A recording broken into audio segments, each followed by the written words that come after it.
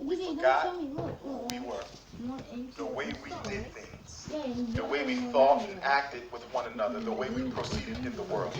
That cultural ignorance has a lot to do with where we are now. We also got here because we forgot our struggle and our experience. The reason we breathe here now is because folks who came before us died and sacrificed their lives. We didn't get here through the benevolence of white folk, and we didn't get here by voting. We got here because people protested with their life for better conditions for African people. And the third ignorance is the ignorance of white supremacy. It is the ignorance of not understanding how the world in which you operate actually exists. We are losing because we are trying to equate the African struggle with everyone else's struggle. Now you can respect the feminist fight. You can respect the LBGT fight.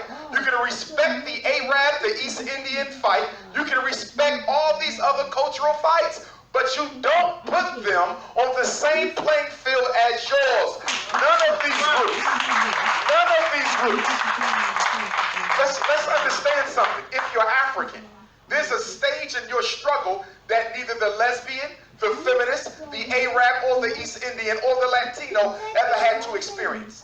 They went from oppression to fighting for equality and acceptance. The African did not go from oppression to fighting for equality and acceptance. We had a third stage, and that stage was humanization. We had to prove we were people before we could fight to be equal.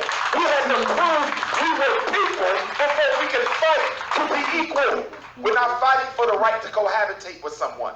We're not fighting for equal wages with men. We're not fighting for the right to have our culture accepted. We're fighting for the right to exist, to breathe, to live. You don't let another group's mission make you think that it is as important as yours. We suffer because we are not our own priority yet. We make everyone else's issue more important than mine, which is to say we suffer for not being unapologetically African.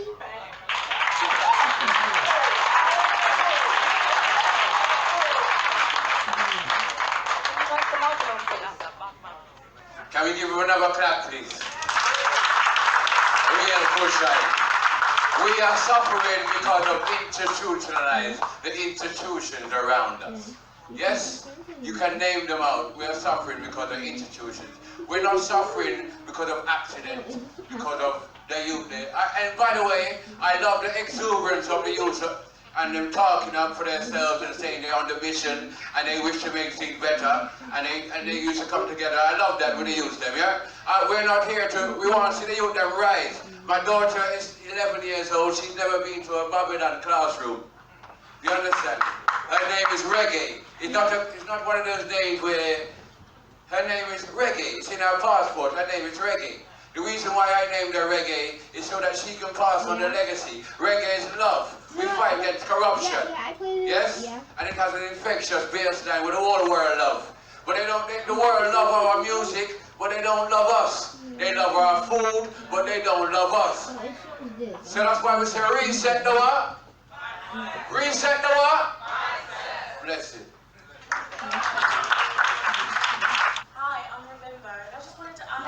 I love it. To clarify what he meant I love by too. that our struggle was more important than the family struggle, because I, as a woman, don't, see oppression differently. I am to maintain black. Yeah, I And have. can we not incorporate feminism into the black struggle? Let's talk about that. First of all, we need to know the roots of the feminist movement as a movement for white women who were struggling. Let me finish. You cannot be emotional. Let's be intellectual. The feminist movement was a movement by white women who were fighting against structural oppression imposed by the white male. He did not let her vote. He did not let her leave the house. He told her she cannot go to church if she was on her menses. She cannot go to college, cannot go to job. Her place was in a home to cook and to raise the children. So she fought against that. And I understood it because it wasn't fair. But when she reached out to the black woman, she didn't do it because she cared anything about your situation. but she simply wanted to use your numerical power to push her agenda. And a mistake was made with black women in the feminist struggle by equating your dynamic with the black man, with the white woman's dynamic with the white male. We don't control if you get a job. We don't control if you leave the house. We don't control if you go to college. The black male, by virtue of his own unique oppression under white supremacy, has never been in a position to dominate the black woman the way the white man has dominated the white female. So we're not saying that there's issues that don't need to be addressed, because there are. We have domestic abuse. We have sexism in the black community. You understand? So there's clearly sexist issues. But we would argue that you should fight that from an African womanist perspective, not a white feminist perspective. Because the African womanist perspective recognizes that me and the black man are struggling together against a common oppressor. But I reserve the right to address any sexist issues in the black community, but you never let the white woman use you against the black man. Unapologetically African.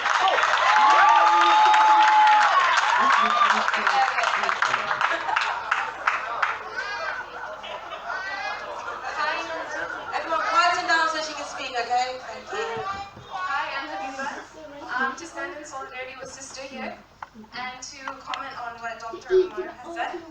First of all, I think it's very patronizing to tell her not to be emotional, to be intellectual. She's been very intellectual. Yeah, so you cannot compare with this argument of emotionality. Secondly, I think we need to understand feminism differently.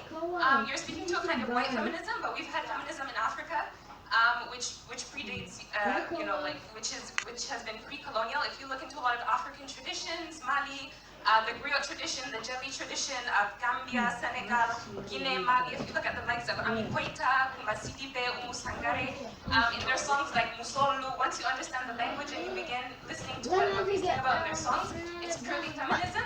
They speak to women's issues, and the feminist issue is not mutually exclusive to the African struggle. You have issues such as circumcision, you have issues like fistula in Africa, and it's because of really like sexism and patriarchy why we have some of these issues. And sometimes like the African men can be oppressors, so it's like one and the same. So do not exclude the feminist issue, and it's not a kind of white feminism. This is black womanism, this is black feminism.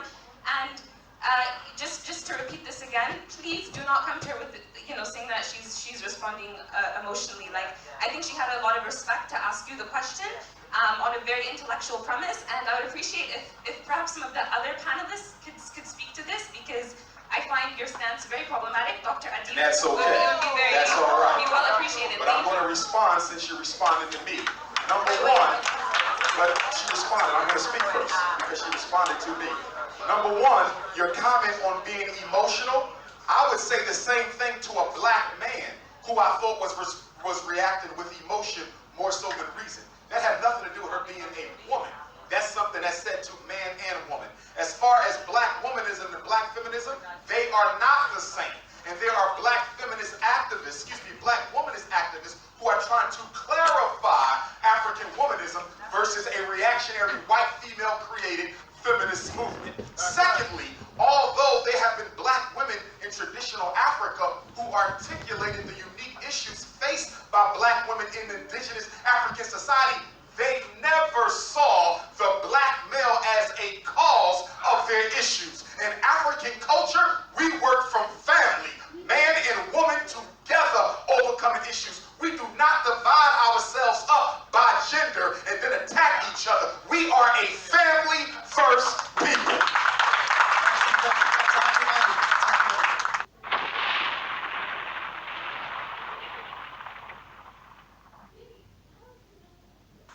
I would just say that I enjoyed the conversation, and I would also say that we have to have those kind of conversations as long as they're done with love. There's a tendency to shut out or block out any conversation that's considered sensitive or controversial. And that's one of the reasons why we don't progress ideologically, because we're afraid to go into those little crevices and work out those situations. We gotta have that feminist conversation. because a lot of people don't know the history of the movement. We gotta have that LBGT conversation. We gotta have that multicultural conversation. We have to talk about why the Pan-African movement must be all African with no non-African membership. These are controversial issues, but they have to be discussed.